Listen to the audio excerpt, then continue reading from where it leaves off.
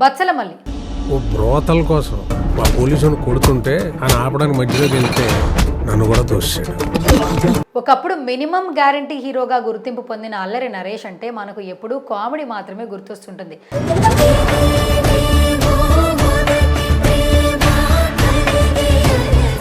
Allari Naresh cinema వస్తే entertainment పక్కా అని అనిపిస్తుంటుంది. కానీ ఈ మధ్య ఆయన కాస్త జోన్ మార్చి సీరియస్ సినిమాలు చేస్తున్నాడు. అలా తాజాగా చేసిన సినిమా బచ్చలమల్లి. సుబ్బు దర్శకత్వంలో వచ్చిన ఈ సినిమా థియేటర్లో సందడి చేస్తోంది. ఈ నేపథ్యంలో ఈ మూవీ రివ్యూ ఎలా అంతా తెలుసుకుందాం. పోలీస్ మాయా దెబ్బలు పెద్దగా ఆడలేదు, నేను కొంచెం గట్టిగా ట్రై చేయి. ముందుగా ఒకసారి ఈ సినిమా కథ విషయంకి వస్తే, బచ్చలమల్లి అనే వ్యక్తి చిన్నప్పటి నుంచి చాలా బాగా చదువుకుంటాడు.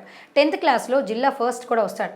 దీంతో తండ్రి అందరికీ చెప్పుకొని మురిసిపోతాడు. కానీ అది జరిగిన కొన్ని రోజులకే చిన్న భార్య కోసం పెద్ద భార్యతో పాటు కొడుకు బచ్చలమల్లిని కూడా వదిలేసి వెళ్ళిపోతాడు తండ్రి.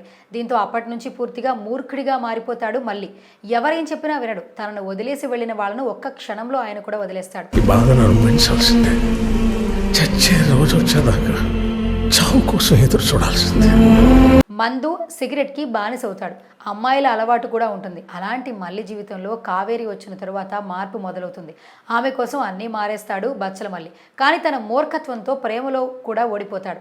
ఆ తరువాత ఏమైంది, బచ్చలమల్లి జీవితం ఎలా ముందుకెళ్ళింది, మూర్ఖత్వం వదిలేశాడా లేదంటే అలాగే ముందుకెళ్ళాడా అనేది సినిమా కథ. జీవితం అన్నాక పట్టు విడుపులు ఉండాలి.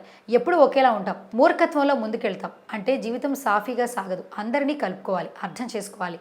బచ్చలమల్లి అనే సినిమాతో దర్శకుడు సుబ్బు ప్రేక్షకులకు చెప్పాలి అనుకున్న కథ ఇదే. తీసుకున్న లైన్ అయితే బాగుంది, కానీ చెప్పిన విధానం మాత్రం ఎక్కడో మిస్కనెక్ట్ అయింది.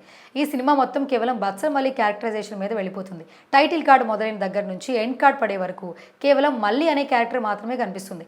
దర్శకుడు కూడా దాని మీదే ఎక్కువగా ఫోకస్ చేశాడు. అయితే ఆ క్యారెక్టర్ అంత బాగా నచ్చింది. మీరంతా అమ్మాయిలనే చూస్తారు, కానీ వాళ్ళు అనుకున్న బాబుల్ని బలాల్ని చూడరు. నిజానికి ఆ సినిమాలో అన్ని ఎమోషన్స్ ఉన్నాయి. అద్భుతమైన ఫ్యామిలీ ఎమోషన్స్కి తోడు లవ్ ట్రాక్ కూడా బాగానే ఉంది. కాకపోతే బచ్చలమల్లి సినిమాలో మెయిన్ కాన్ఫ్లిక్ట్ అయితే మిస్ అయింది. తండ్రి తీసుకున్న ఒకే ఒక్క నిర్ణయంతో 15 సంవత్సరాలు ఉన్న కుర్రాడు అంత మూర్ఖుడిగా మారిపోతాడని చూపించాడు డైరెక్టర్. కానీ ఆ తర్వాత కొడుకు కుటుంబానికి దూరమై ఆ తండ్రి పడే ఆవేదనను చాలా బాగా చూపించాడు. అయితే మీ ఇద్దరి మధ్య ఎమోషనల్ సన్నివేశాలు ఇంకాస్త బలంగా ఉంటే బాగుండేది అనిపించింది. ఎంతోసేపు హీరో మూర్ఖత్వంగా ముందుకెళ్లడం మాత్రమే ప్రతి సీన్లో చూపించాడు దర్శకుడు.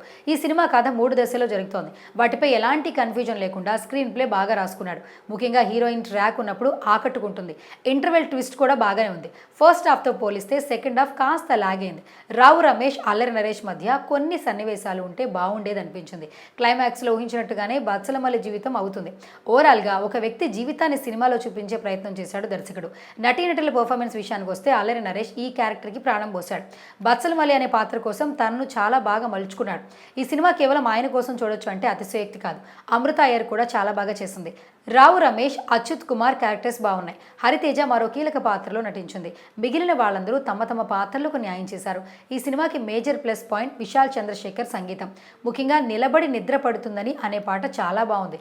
మిగిలిన పాటలు కూడా సందర్భానుసారం ఉన్నాయి. రిచర్డ్ సినిమాటోగ్రఫీ చాలా బాగుంది. చోటాకే ప్రసాద్ ఎడిటింగ్ చాలా వరకు షార్ప్గా ఉంది. ఇక దర్శకుడు సుబ్బు తను చెప్పాలనుకున్న ఒక జీవిత కథను స్క్రీన్ మీద చూపించాడు. గోన్ సంచి కాదు కదా, పురుకోస్ మొక్క కూడా మిగలదు.